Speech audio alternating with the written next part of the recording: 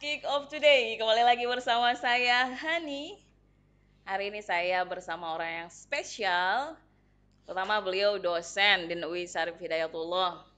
Beliau juga direktur program di Wahid Institute. Beliau juga concern penggiat di isu-isu kemajemukan.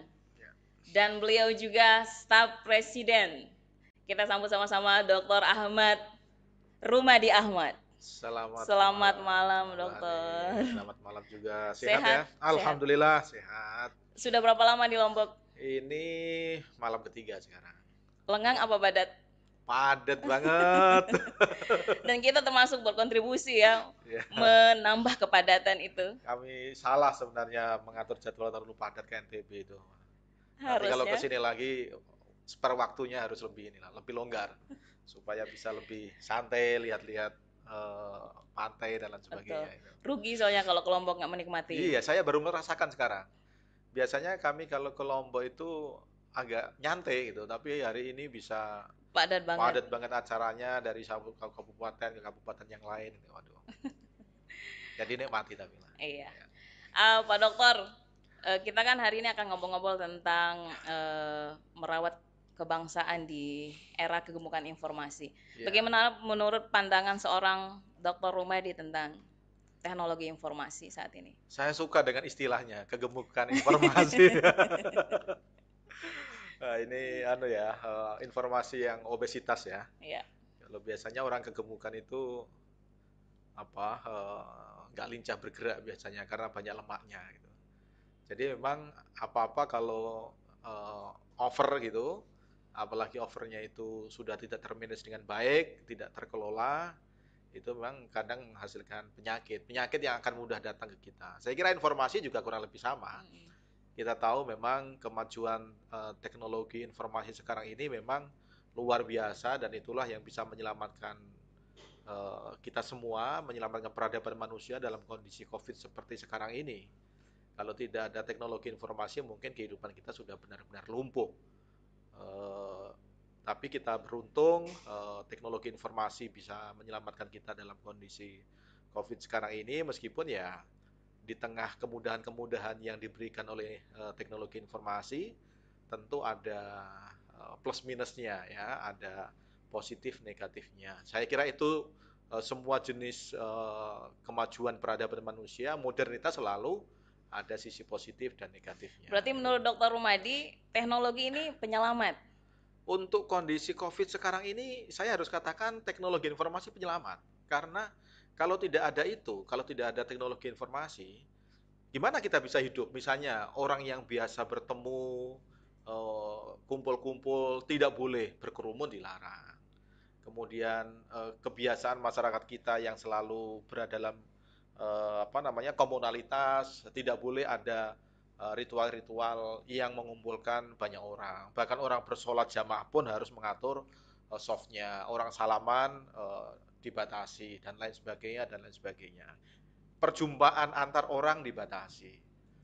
Pertemuan-pertemuan rapat sedapat mungkin tidak dilakukan dengan fisik dan segala macam. Tapi kita masih bisa terselamatkan karena teknologi informasi, sehingga misalnya masih ada teknologi Zoom misalnya, Google Meet dan lain sebagainya yang dulu itu nyaris tidak dilihat orang. Tapi karena COVID, orang dipaksa berubah, kemudian interaksi antar personal dibatasi. eh, Untung masih ada itu, masih ada teknologi yang menghubungkan satu dengan yang lain gitu. Saya kira itu yang saya maksud bahwa teknologi informasi itu penyelamat dalam konteks itu. Oke, saya jadi ingat ini. Saya jadi ingat Ah, Jeff Orlowski dengan karyanya Social Dilemma. ah, Kalau dia ini malah malah sebaliknya. ya, Jadi Jeff Orlowski ini menunjukkan kita betapa ngerinya teknologi. ya, Jadi dia itu memata-matai kita, kemudian betul, mempengaruhi psikologi ya, kita tanpa kita sadari. ya, Bahkan kadang kita menganggap itu kita yang bertindak, padahal sebenarnya sudah diatur. betul. Itu bagaimana Dr. Rumadi melihat fenomena yang itu? Ya, memang teknologi informasi itu akhirnya hampir dalam diri seseorang itu tidak ada lagi yang namanya privasi. Ya, apalagi orang sekarang itu mau bergerak kemana itu membuat status di Facebook, saya mau ke sini, saya mau makan ini dan lain sebagainya. Yang kemudian dari situ Ya memang dengan orang membuat status itu ada artificial intelligence yang bisa digunakan untuk melihat kecenderungan manusia. Tapi memang pada saat yang sama eh, ada implikasi-implikasi sosial yang kadang-kadang tidak dihitung. Misalnya saya pernah nonton film apa itu, saya lupa judulnya itu. Yang ada seorang anak muda yang stres ketika dia melihat status Instagramnya itu tidak ada orang yang like gitu. Jadi anak itu kemudian mengurung dirinya di dalam kamar, Psikologisnya secara terganggu. psikologis terganggu.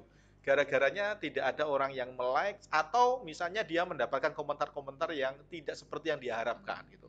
Jadi itu kan kadang-kadang memang menimbulkan persoalan, memang banyak sekali ya persoalan psikologi ada, persoalan sosial ada, memang yang dibutuhkan kemudian adalah literasi, kedewasaan. Saya percaya bahwa situasi ini itu memang situasi yang harus kita hadapi, di mana masyarakat kita masih menyesuaikan diri dengan kemajuan teknologi, tapi saya punya keyakinan semakin maju, semakin ke depan, orang akhirnya punya kedewasaan di samping kedewasaan yang dibentuk oleh waktu, tetapi juga literasi, pemahaman masyarakat terhadap teknologi, implikasi-implikasi yang ditimbulkan itu juga perlu disampaikan kepada masyarakat, Ini termasuk menarik, kemungkinan tadi menarik itu. pas bilang kedewasaan. Biasanya yang kita dengar kan kedewasaan usia perkawinan. Nah, Kalau ini kedewasaan dalam berteknologi informasi itu seperti betul ya. apa, Pak Dokter? Ya, akhirnya begini, teknologi itu mau tidak mau manusia harus mengadaptasi dirinya.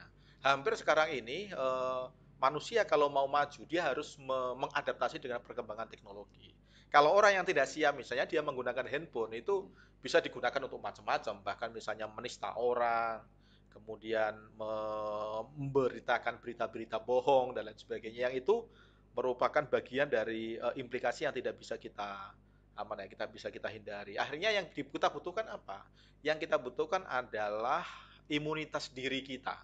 Kedewasaan itu antara lain ditentukan bagaimana kita imun dalam pengertian misalnya kita bisa menyaring informasi, pengaruh-pengaruh buruk dari luar bisa kita saring sehingga kita tidak terpengaruh dengan berita-berita bohong. Akhirnya orang bisa membedakan mana yang fake news, mana yang hoax dan lain sebagainya. Itu akhirnya pelan-pelan kita akhirnya akan terdidik. Apalagi sekarang misalnya sudah ada teknologi yang bisa digunakan untuk ngecek apakah berita ini palsu atau tidak gitu. Lama-lama itu Bagaimana kedewasaan itu. bagaimana dengan kelompok-kelompok yang fanatik tentang suatu keyakinan? Jadi dia nggak mau tahu kalau sudah Ya, dari sumber mereka ya udah itu ya. yang paling benar. Ya ini memang salah satu penyakitnya itu. Jadi kadang-kadang informasi itu kita mengiyakan, men-share informasi misalnya, itu kadang-kadang apa yang sesuai dengan kemauan kita. Itu tidak ada hubungannya dengan orang berpendidikan tinggi atau enggak gitu ya. Saya juga dosen, sehari-hari bergaul dengan kolega-kolega saya, banyak yang profesor, banyak yang doktor gitu. Tapi agak aneh misalnya dalam satu WA group yang di situ orang-orang berpendidikan, Justru ini kadang-kadang berita-berita yang nggak masuk akal itu dia share di situ gitu. Jadi ini nggak ada hubungannya dengan soal benar salah. Kadang-kadang di dalam kepala kita itu sudah ada persepsi-persepsi tertentu dan kita mengiyakan satu berita yang sama dengan apa yang ada dalam kepala kita gitu. Itu yang yang pelan-pelan memang harus diberikan edukasi kepada masyarakat supaya mereka tidak langsung menyebarkan. Makanya ada kata-kata kita saring dulu sebelum sharing itu benar sharing. itu. Jadi kita filter dulu. Filter itu ada di mana? Filter itu pertama-tama ya ada dalam diri kita gitu. Baru kita minta bantuan teknologi atau minta bantuan orang lain.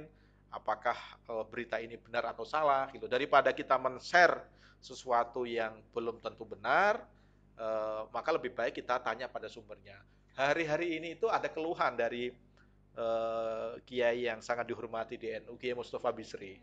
Hari ini beliau itu membuat status di Facebooknya tentang Saya termasuk follow beliau ya. di Instagram juga. Beliau itu hari ini itu membuat status tentang mengapa ya banyak orang-orang yang menulis sesuatu atas nama diri saya, padahal bukan saya yang menulis. Beruntung masih ada orang-orang yang mau menanyakan dulu entah kepada saya langsung atau kepada anak saya. Kemudian bisa dikatakan bahwa ini benar atau salah. Nah, kebanyakan salah gitu. Jadi saya secara pribadi saya mengenali gaya tulisan Gusmus misalnya, sehingga kalau ada tulisan yang ini bukan khusus banget deh kayak bahasanya, atau Tapi mengatasnamakan beliau. mengatasnamakan beliau gitu, dan beliau berkali-kali membantah ini bahwa ini bukan saya dan lain sebagainya. Itu jadi kalau kita beruntung misalnya orang seperti saya mengenali karakter Gusmus, kira-kira apa yang beliau katakan saya relatif relatif bisa mengenali. Tapi kalau orang yang tidak mengenali, Langsung menelan bahwa itu langsung memang dari menalan beliau gitu. dari beliau, apalagi kalau misalnya seolah-olah tulisan itu mengkritik orang yang tidak dia sukai gitu. Misalnya saya tidak suka dengan Bahani misalnya. Kalau ada orang mengkritik Bahani, saya tanpa berpikir panjang ya berarti memang begitu, seperti Begitu. itu. Itulah kecenderungan kita selama ini seperti itu. Makanya memang dibutuhkan kedewasaan, dan saya punya keyakinan secara alamiah masyarakat kita itu pelan-pelan akan semakin dewasa dengan informasi.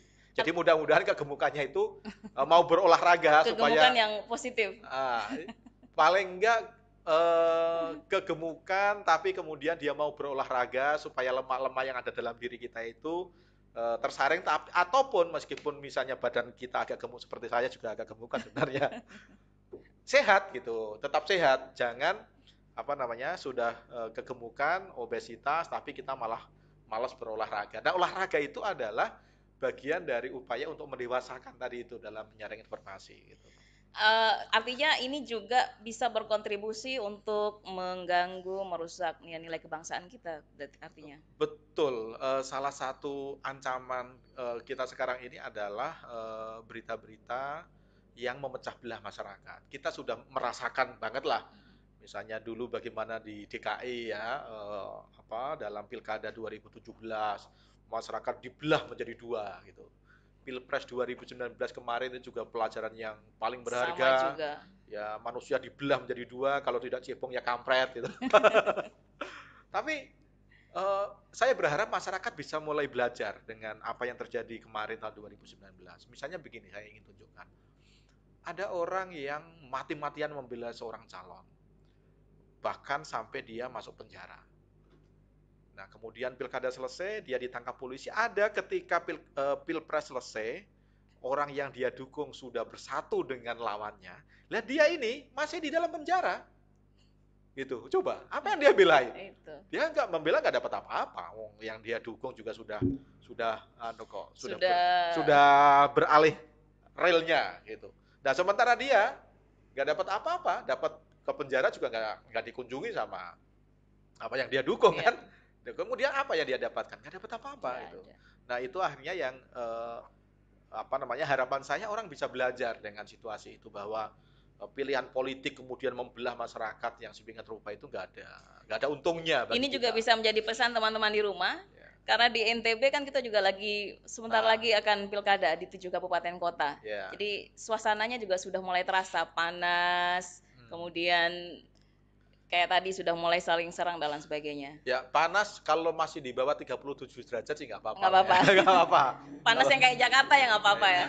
Kalau masih di bawah 37 derajat atau 37,5 masih oke lah. Kalau sudah 38 itu yang patut dikhawatirkan. Saya kira masyarakat NTB juga sudah mempunyai kedewasaan lah. Pilkada, pilihan-pilihan politik seperti yang kita alami sekarang ini kan sebenarnya sudah berlalu. Apa yang terjadi di DKI, apa yang terjadi dengan Pilpres kemarin, saya kira menjadi pelajaran. Hak politik kita tetap harus kita jalankan dengan baik, tetapi bahwa apa yang ritual demokrasi yang kita lakukan ini adalah bagian dari pengelolaan kehidupan berbangsa, bagaimana memilih pemimpin yang baik, tidak ada hubungan dengan kalau milih ini nanti masuk surga, milih ini masuk neraka, nggak ada gitu. Jadi ini kita harus berlomba-lomba mencari pilihan yang terbaik, tapi ya nggak usah kemudian menjelek-jelekan orang lain atau bukan mengkambing hitamkan ya, memblack campaign ke orang lain. Itu yang saya kira nggak ada gunanya. Kita kalau mubazir kita nanti akan merusak, justru akan merusak kehidupan sosial kita, dan kalau sudah rusak itu recovery itu lama, butuh waktu. Kita bisa perhatikan lah Jakarta itu lama sekali membutuhkan, bahkan sisa-sisanya kan masih juga bisa sampai kita rasakan sekarang. Sampai sekarang. Gitu. Makin panas malah kayaknya. Iya, kayaknya panas saja. Ini yang menarik juga Pak Dokter. Yang menarik kalau kita di sosial media, tren beragama di sosial media juga makin menarik. Ya, Jadi muncul ustadz-ustadz baru, ustadz-ustadz online, ustadz-ustadz selebritis. betul. Kalau nggak salah Pak Dokter Rumadi menyebut itu sebagai pasar gelap ustadz. Itu gimana itu gimana? Jadi biasanya kalau kita Ya. ngomong pasar gelap, yang ngomong barang dan sebagainya. Ini ada Saya, ustadz di pasar gelap. saya ngomong konteks itu di Jakarta ya. Ya. Saya nggak kemana-mana, tapi konteksnya Jakarta. Dan saya tahu di NTB mudah-mudahan nggak ada sih, karena NTB ini kan tempatnya tuan guru banyak, pesantren-pesantren banyak.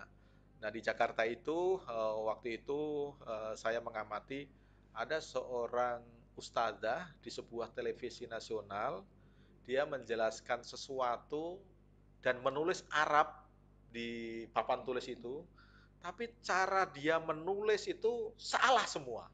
Dia menulis inna sholata tanha anil fahsyai wal munkar itu, dia ngucapnya mungkin dihafal, tetapi cara dia menulis Nulisnya. ini ketahuan bahwa dia itu nggak punya otoritas bicara soal agama. Tapi dia ceramah di televisi dan dia menjadi rujukan agama. Menurut saya ini berbahaya. Kemudian ada lagi seorang selebriti yang dulu dia suka mabuk, suka judi gitu, kemudian dia tiba-tiba taubat, dan begitu dia taubat kemudian dia diberi panggung di televisi dan dipanggil ustadz gitu. Waduh, kalau begini bahaya ini. Tapi memang followernya banyak, dia di media sosial followernya banyak. Itulah yang mungkin disebut sebagai matinya expertise itu, matinya keahlian.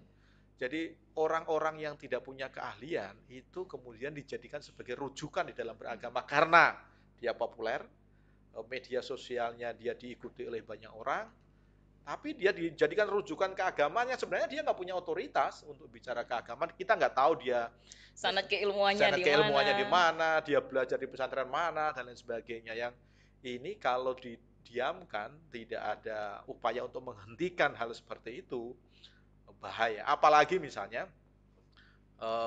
biasanya saya menyebut pasar gelap itu karena tadi itu ada orang yang tidak jelas otoritas keilmuannya, tiba-tiba dia dijadikan jadi ustadz. Rujukan. Itu ada tempat pasar gelap memproduksi ustadz, antara lain ya media sosial itu.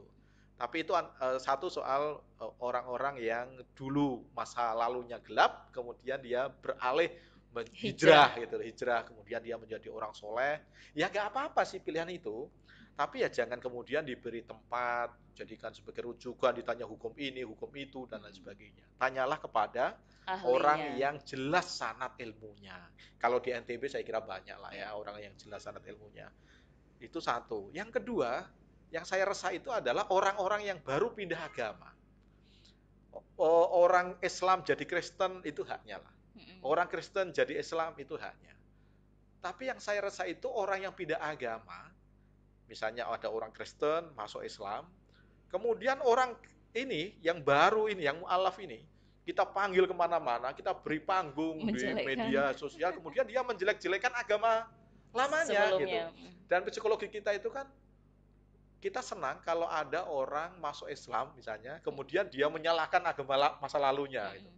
Tapi pada saat yang sama, sekarang saya mengamati ada seorang dulu katanya ustadz, kemudian dia masuk Kristen. Dia itu kalau ngomong selalu jelek-jelekan Islam. Ini sama buruknya sebenarnya. Yang masuk Kristen kemudian menjelek-jelekan Islam, yang masuk Islam menjelek-jelekan Kristen. Yang kadang-kadang kalau situasi seperti itu dibiarkan itu, ini justru akan memanas-manasi kelompok umat beragama ini. Inilah yang saya sebut sebagai pasar gelap ustadz tadi, yang bisa muncul dari dua arah bagi saya. Yang pertama adalah orang yang baru hijrah, kemudian yang kedua mu'alaf gitu. Yang mu'alaf pilihan beragama oke lah. Makanya saya senang kalau ada orang yang pindah agama tapi melalui jalur yang benar. Seperti apa itu jalur yang benar? Jalur yang benar itu coba amati orang seperti Deddy Corbuzier gitu ya. Ini kan podcastnya Deddy Corbuzier juga sedang naik kan, jangan-jangan kita didengar sama dia gitu. Biar dia dengar. Saya termasuk orang yang mengamati bagaimana dia konversi agama. Tapi saya tidak pernah mendengar satu kata pun dari dia, meskipun dia sering dipancing-pancing, menjelek agama lamanya. Bahkan dia kalau ditanya kenapa Anda pindah menjadi Islam, kemudian bagaimana agama Anda sebelumnya. Dia nggak komentar banyak soal agama masa lalunya. Dia selalu mengatakan semua agama sama-sama bertujuan yang baik. Itu meskipun saya sekarang punya pilihan pribadi untuk masuk Islam. Dan dia bagi saya, kenapa dia bisa begitu? Karena dia masuk Islam melalui pintu yang benar, gitu. Jadi kalau melalui pintu yang benar, kemudian dia dididik, dia berislam, menjadi dia tetap menjadi dirinya sendiri aja, gitu. Tidak berubah, tidak mengubah penampilan, kemudian dia jadi Islam, kemudian kemana-mana pakai jubah, misalnya nggak Jubah. biasa aja, gitu. Tetap aja botak dan Tetap pakai aja, singlet. nah, saya kira yang model-model seperti itu ya, dan menurut saya salah satu sebabnya karena pintu masuknya itu. Dia pintu masuknya melalui Gus Miftah misalnya, yang Ya, kita tahu cara beragama atau pandangan-pandangan keagamannya juga toleran. toleran, kemudian tidak mudah menjudge orang yang berbeda dengan dia gitu. Dan bagi saya kalau mau melihat cara beragama yang atau konversi agama yang ideal, yang baik, ya masuklah melalui pintu yang benar. Kami saya kan juga pengurus Lakpesdam di BNU ya. Ya. Hampir setiap hari itu saya menyaksikan sebelum COVID ini, setelah COVID agak dibatasi, banyak orang yang masuk Islam, baik yang orang-orang dari luar negeri, orang dari Jepang itu banyak sekali yang syahadat di PBNU. Kemudian orang-orang dalam negeri juga bersyahadat di PBNU. Tapi kami selalu memesankan kalau Anda masuk Islam, jangan sekali-kali Anda menjelek-jelekan agama sebelum ini. Jadi dari awal sudah di Sudah warning. dikasih tahu, sudah di warning. Makanya insya Allah kalau orang melalui pindah agama melalui pintu yang benar, baik di dalam Kristen maupun dalam Islam, eh, akan damai lah gitu. Dokter, bicara pintu masuk yang benar, ini problemnya. Ya. Kalau kita lihat di ini tren, Ya. misalnya sosial media atau media yang moderat dengan yang non moderat, lebih banyak media yang non moderat yang menyajikan informasi-informasi. Jangan-jangan ini juga yang menjadi problem ketika mau menyampaikan bahwa ini yang pintu yang benar, tapi sedikit yang kemudian mengambil jalan di sosial media. Ya, dulu ya, tapi sekarang saya kira media-media Islam yang menyuarakan moderasi di dalam beragama itu juga semakin banyak, dan clickbait-nya juga misalnya Tinggi. kalau kita melihat di Alexa misalnya juga kecenderungan semakin tinggi. Dulu memang ada keterlambatan, kelompok moderat menyadari pentingnya media sosial itu akan terlambat gitu. Waktu itu dikuasai oleh teman-teman sebelah lah gitu, dan mereka memang aktif, dan teman-teman yang bergerak di dalam isu moderasi dalam beragama akhirnya pelan-pelan kalau Anda lihat misalnya survei-survei misalnya melihat seperti islami.co misalnya atau NU Online. NU Online misalnya, itu sudah mulai naik lah gitu. Jadi sebenarnya itu sangat tergantung pada apakah kita bisa menyediakan kebutuhan-kebutuhan masyarakat di dalam beragama. Yang kadang-kadang itu ya bukan hal-hal yang berat, tapi kebutuhan-kebutuhan praktis dalam kehidupan sehari-hari yang masyarakat kalau mau tanya sesuatu pasti dia akan tanya melalui handphonenya. Dan kadang-kadang karena kita nggak menyediakan konten untuk menjawab persoalan yang mereka butuhkan, ya misalnya mau tahu batalnya wudhu itu bagaimana, atau kalau mau doa puasa itu seperti apa dan lain sebagainya, sederhana-sederhana, kita agak terlambat untuk menyiapkan dan konten, yang lebih banyak menyediakan teman-teman yang sebelah. Betul. Yang tidak moderat. Ya, kurang lebih begitulah. Tapi ya memang ada hikmahnya juga sih, kalau teman-teman moderat ini kalau tidak ada tantangan itu kayaknya terlalu nyaman hidupnya gitu. Jadi memang hidup itu terasa lebih hidup kalau ada kompetitornya gitu. Ada kompetitornya gitu. Kalau di level, misalnya level 1 sampai 10. Tadi yang tren sosial media yang agak tidak moderat itu di level berapa saat ini? Wah, itu harus dihitung betul. Tapi saya punya kepercayaan begini. Masyarakat kita itu kalau mau dibuat range ya antara 1 sampai 10, misalnya angka 1 ini yang paling ekstrim kiri, yang 10 itu ekstrim yang paling kanan. Misalnya yang paling kanan ini 10, 9, 8. Nah, 7 ke sini itu sampai 4, 5, 6, 7, itu sebagian besar masyarakat kita itu ada di tengah. Yang 10, 9, 8 itu ya ada, tetapi kurvanya itu tetap sedikit. Yang 1, 2, 3 itu ya ada tapi kurvanya juga sedikit gitu.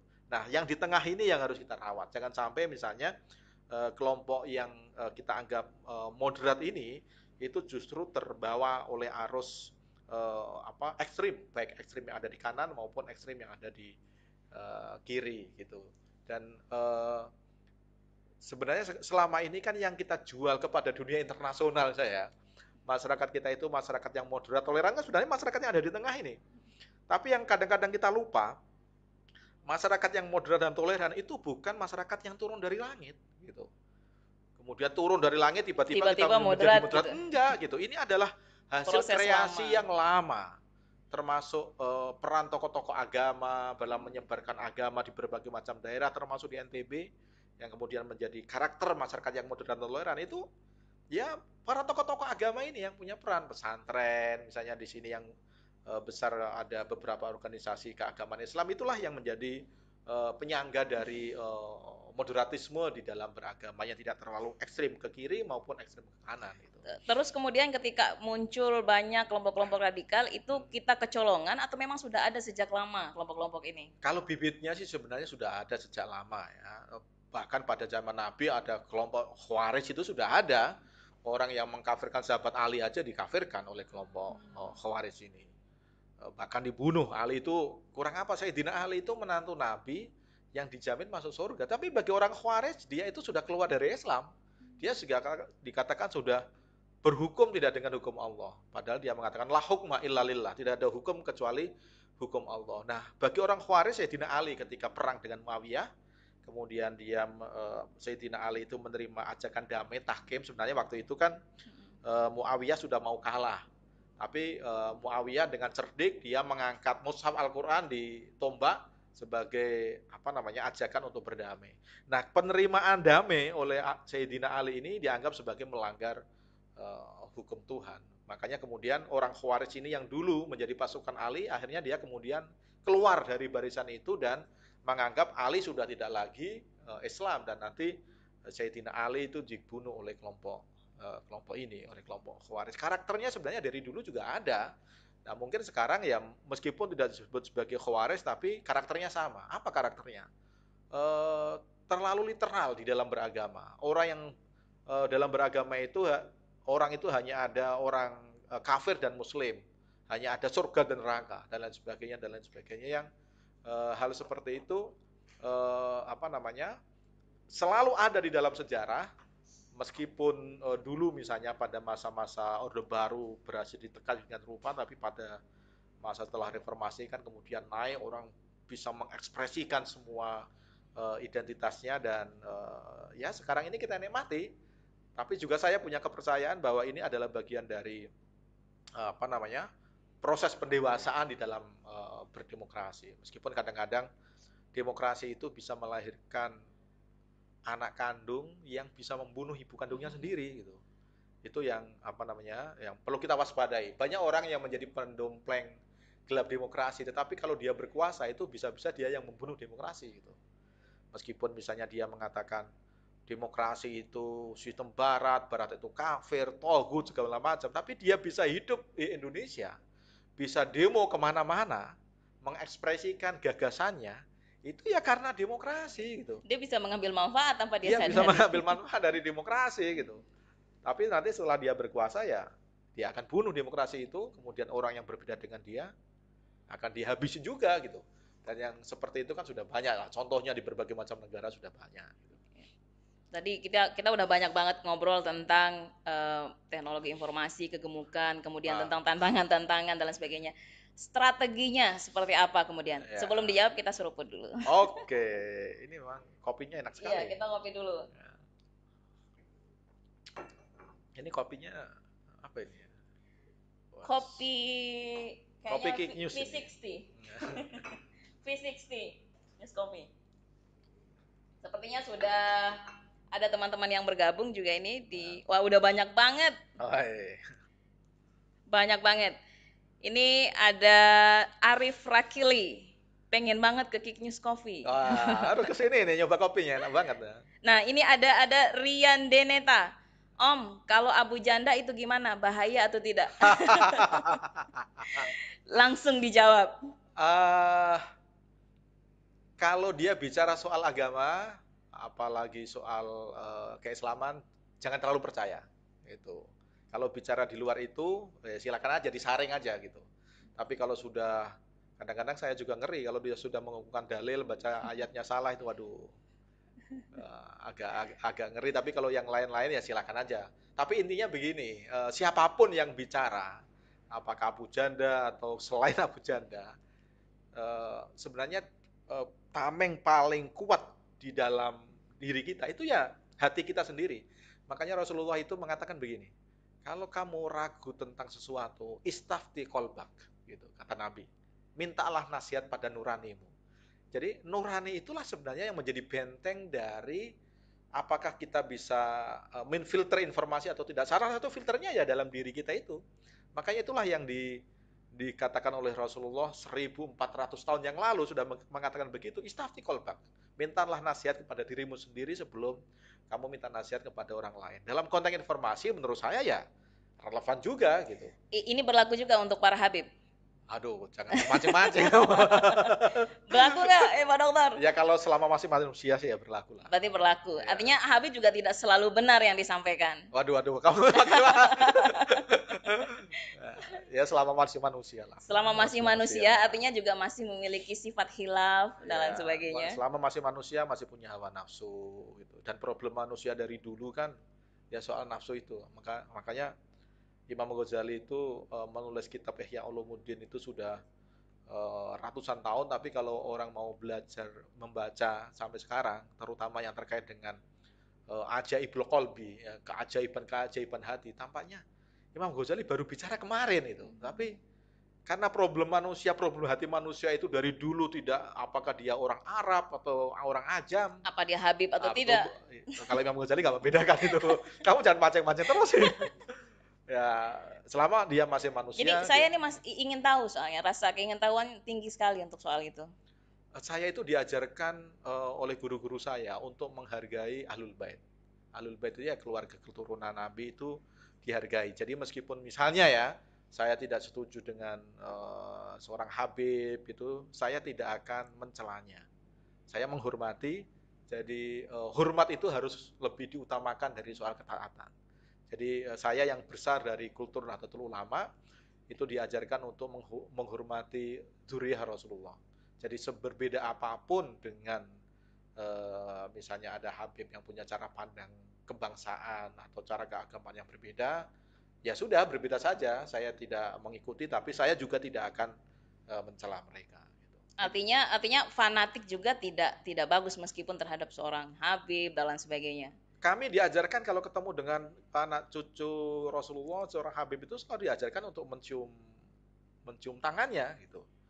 Bahkan dulu waktu saya di pesantren itu ada Habib yang saya nggak jelas Habib bener atau enggak gitu, tapi panggilannya Y itu yang. Berarti banyak Habib-Habiban. Ya, saya nggak tahu itu. Waktu saya. Tadi Pak Dokter sendiri yang ngomong Habib. Saya nggak tahu. Waktu itu sih waktu saya di pesantren dia dipanggil Y. Ya, Y itu dari kata Habib itu ya. Saya nggak menverifikasi dia Habib bener atau enggak. Tapi dia jualan minyak wangi. Saya kalau beli minyak wangi itu bukan karena minyak wanginya. Saya beli karena ingin tabarukan dengan Habib itu. Sekedar itu, dan itu menjadi bagian dari tradisi keberagaman. Bahkan coba di Indonesia ini ya, Habib-Habib itu dihormati. Itu justru di kalangan kelompok-kelompok tradisional dalam beragama. Entah itu NU atau kalau di NTB misalnya NW, Nahdlatul Wathon itu. Di luar itu misalnya, nggak ada orang mencium tangan Habib itu. Di Arab sekalipun, di Timur Tengah sekalipun. Biasa, di Indonesia misalnya, di Indonesia. Coba perhatikan misalnya kayak saudara tuanya ya, Nahdlatul Ulama, Muhammadiyah misalnya. Nggak ada tradisi seperti itu ya, ketemu Habib ya. Ya biasa saja. Bahkan kemarin misalnya ada Buya Syafi'i Ma'arif sampai mengatakan ada perbudakan spiritual gitu ya. Waduh, keras sekali itu. Kritik itu keras sekali.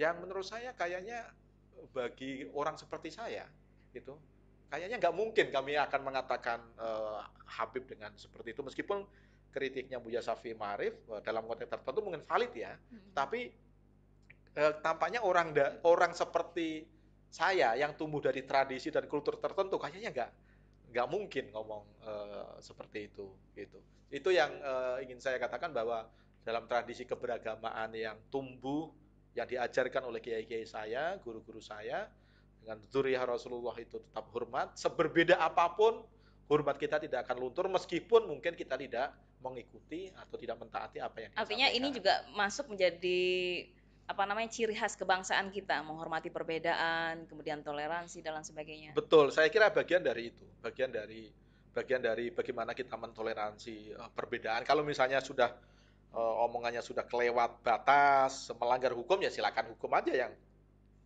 yang menindak menindak dia. Tetapi menjelek-jelekan kemudian, wah kamu keturunan Rasulullah segala macam, ngomongnya begini, enggak lah, udah apa namanya, kita hormat saja. Kalau misalnya sudah di ambang batas, ya kalau melanggar hukum ya hukum saja. Itu sih sikap sikap pribadi dan mungkin kebanyakan orang-orang yang tumbuh dari kultur seperti saya kurang lebih Iya. begitu. Artinya kan di generasi sekarang belum tentu semua seperti Dr. Rumadi. Ya, ya. Mungkin ada tips, strategi, tips dan lain sebagainya untuk Hmm. menghadapi fenomena ini informasi. Karena Ya, kita sekarang ini nggak bisa membatasi, nggak bisa melakukan pengawasan karena ya, sudah sangat teknologi informasi ini sudah ada di genggaman. ya, ya. Ya, itu lagi-lagi begini. Anda mendapatkan informasi dari manapun, siapapun yang mengatakan, apalagi misalnya berita, ya. Berita berita dimanapun itu kadang-kadang kan berita itu ada yang di fake news kan gitu. Ada satu fakta kemudian di framing sedemikian rupa. Mungkin faktanya benar, tapi framingnya itu kadang-kadang yang berbelok, tidak seperti apa yang dimaksudkan oleh orang yang diberitakan itu. Jadi menurut saya hanya kritisisme yang bisa menjadikan apa namanya kita menyaring informasi. Siapapun yang ngomong, misalnya orang setinggi apapun darah birunya, apakah dia keturunan Rasulullah, dzurriyyah Rasulullah atau siapapun, ya siapapun yang ngomong, kita harus tetap menjaga kritisisme di dalam diri kita tanpa harus mengemukakan apa namanya sikap kebencian atau ketidaksukaan yang berlebihan. Tapi saya percaya begini, kalau ada orang misalnya seorang yang alim gitu ya, kiai, saya secara pribadi itu kalau ketemu dengan orang yang hatinya itu bersih gitu, dia ngomong itu bukan ngomong melalui mulutnya atau melalui pikirannya, tapi dia ngomong melalui hatinya, itu beda rasanya gitu. Kadang-kadang saya ketemu orang, ketemu kiai, tanpa diminta pun saya akan cium tangannya. Tapi ada orang yang misalnya dia Seperti kelihatannya sudah kiai, kiai besar gitu, hati saya kayaknya saya enggak deh cium tangan, meskipun misalnya saya salaman nunduk, seolah-olah saya mencium tangannya, tapi yang saya cium tangan saya sendiri gitu. Bisa saja begitu. Karena apa namanya, kadang-kadang soal hati itu nggak bisa ditipu. Tapi kalau orang yang sudah apa ya, dia sudah bisa mengelola hawa nafsunya sedemikian rupa, dia omongannya itu ngomong dengan hatinya, bukan lagi dengan mulutnya. Nasihatnya itu sampai ke hati. Kalau orang ngomong dengan hati, pasti akan ditangkap dengan hati. Kalau orang ngomongnya dengan amarah, yang sana juga ngomong nangkapnya dengan amarah. Itu makanya kalau misalnya ada orang yang suka dengan orang yang suka marah-marah, ya pengikutnya juga akan karakternya begitu gitu loh. Jadi itu yang apa namanya, yang membedakan dan eh, kita jangan heran misalnya kalau ada orang yang suka dengan seorang tokoh, maka dia akan mengimitasi dirinya seperti tokoh yang diidolakan itu. Secara psikologi saya kira banyaklah penjelasan-penjelasan ya. seperti itu ya, termasuk bagaimana anak-anak kita mengidolakan apa namanya seorang tokoh kartun, misalnya tiba-tiba dia berperilaku seperti tokoh kartun yang dia idolakan itu. Sama dengan kelompok beragama. Ya kemarin misalnya di Jakarta itu ada ribut-ribut soal mauludan, kemudian ada kata-kata yang tidak Yang pantas. lagi viral juga itu hayya alal jihad. Oh, Gimana itu?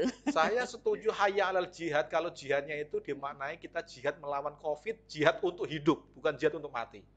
Itu. Tapi yang merubah adzan itu juga enggak lah. Ngapain sih gitu-gitu amat gitu. Ya, saya kira ya bukan karena dari saya belum tahu siapa itu yang apa namanya yang hayya alal jihad itu, tapi ya menurut saya sih terlalu berlebihan lah gitu. Ini ada lagi, masih ada lagi.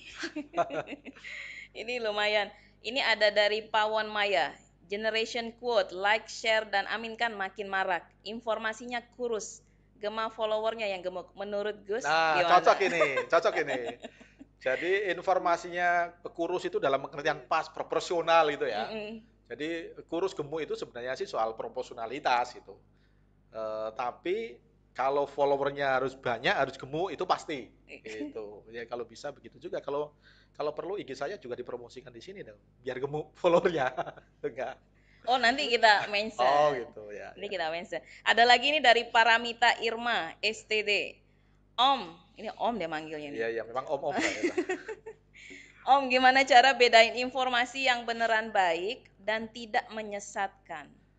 Ya, ini apa ya? Bagaimana untuk membedakan informasi yang baik dan tidak menyesatkan? Jadi begini, kalau apapun kita menerima informasi itu jangan langsung ditelan. Ibarat kita makan itu dikunyah-kunyah dulu. Itu dikunyah-kunyah dulu, jangan langsung ditelan. Kunyah-kunyah dulu itu apa sih? Itu adalah proses kita menyaring mana informasi yang benar, mana informasi yang salah. Kalau misalnya dalam kunyahan-kunyahan itu ada duri yang harus kita keluarkan, ya kita keluarkan. Jangan durinya ikut ditelan. Itulah, nanti Begitu, sakit. kalau begitu duri ikut ditelan ya jadinya penyakit gitu. Jadi secara sederhana itu informasi itu harus dikunyah-kunyah dulu. Jangan langsung ditelan. Dan proses pengunyahan itulah yang membutuhkan rasionalitas, membutuhkan informasi pembanding, dan juga membutuhkan hati. Itu secara garis besar begitu. Kalau Anda mau tahu lebih jauh soal ini sih, saya kira ada ilmunya lah ya. Kalau mau kuliah soal apa, saya bukan expert di bidang itu, tetapi teman-teman saya yang ahli dalam bidang seperti itu bisa. Rekomendasi bacaan mungkin untuk Paramita? eh Mungkin Anda bisa membaca apa buku The Death of Expertise itu. The Death of Expertise. Ya, kematinya Para pakar. para pakar itu. Itu saya kira bagus juga kalau mau dibaca. Atau kita bisa membaca bukunya Yuval Noah Harari misalnya, Oke. yang 3 seri itu saya kira bagian dia yang terakhir, buku ketiga itu menjelaskan bagaimana manusia hidup dalam dunia informasi. Itu juga bisa kita kita apa Jadi namanya, rujukan. jadi rujukan itu. Saya kira itu buku yang bagus itu. Ini ada lagi nih, kayaknya terakhir. Ya. Kalau udah jelas Abu Janda itu katanya Ustadz itu bahaya ngomongin agama, Nah, terus kenapa dibiarkan? jangan dipanggil Ustadz aja gitu. Oke. Jangan dipanggil Ustadz. Jangan dipanggil Jangan Ustadz. dipanggil Ustadz. Berarti Ya, ini masuk kategori Ustadz pasar gelap itu berarti? ya salahnya orang yang memanggil dia Ustadz lah. Saya sih, setahu saya dia juga nggak pernah memanggil dirinya Ustadz sih. Tapi kalau ada orang yang memanggil Ustadz, saya ingatkan jangan dipanggil Ustadz gitu. Abu Janda Abu aja gitu. Janda aja gitu. Kenapa? Karena sejauh yang saya tahu dia nggak punya otoritas bicara soal agama. Gitu. Kalau dia bicara soal politik ya silakan aja gitu.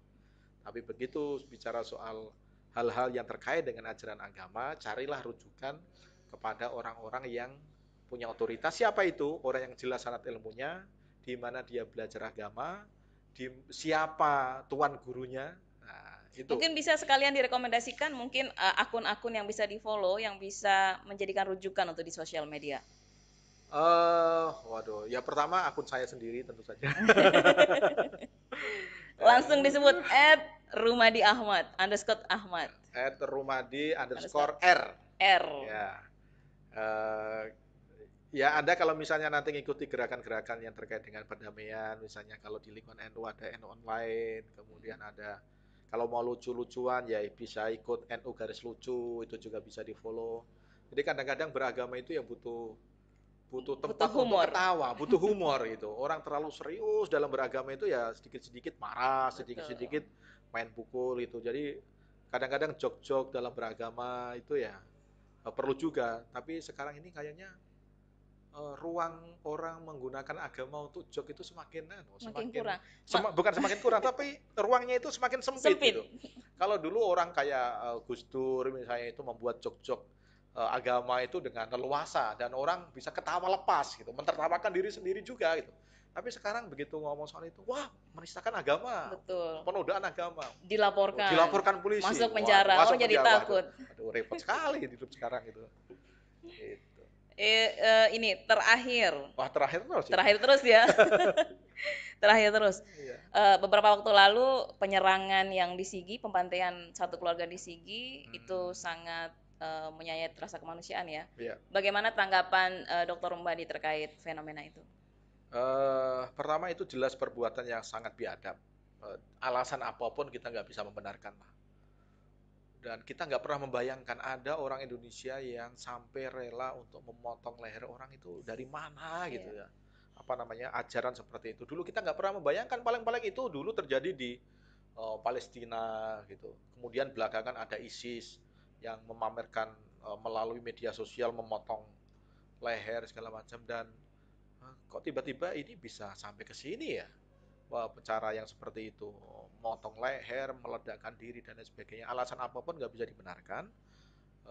Oleh karena itu orang-orang yang masih cinta damai itu harus bergandeng tangan, jangan berikan ruang keleluasaan bagi kelompok-kelompok yang menghalalkan kekerasan sebagai cara untuk menjalankan atau mencapai cita-citanya, cita-cita politik maupun cita-cita beragama itu hidup di Indonesia. Dan jangan sampai keluarga kita atau orang-orang di sekitar kita itu diracuni dengan pikiran-pikiran yang menghalalkan cara-cara seperti itu.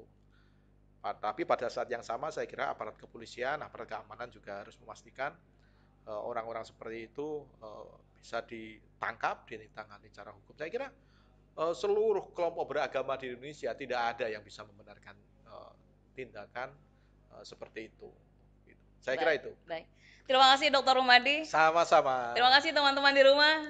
Terima kasih sudah meluangkan waktu di tengah kepadatan. Kami tahu sangat padat. Ya, mudah-mudahan follower saya habis ini semakin banyak. Insya Allah nanti setengah dari follower Kick News itu pindah. Oke, terima kasih Dr. Rumbadi sudah meluangkan waktu bersama kita di sini. Terima kasih teman-teman di rumah yang juga sudah dari awal, bahkan dari kemarin sudah standby mau join bersama kita di Kick Off Podcast. Karena ini bulan Gus Dur, saya mau menutup dengan quote dari Gus Dur. Yang lebih penting dari politik adalah kemanusiaan. Terima kasih. Sampai ketemu di podcast selanjutnya. Bye-bye. Terima kasih.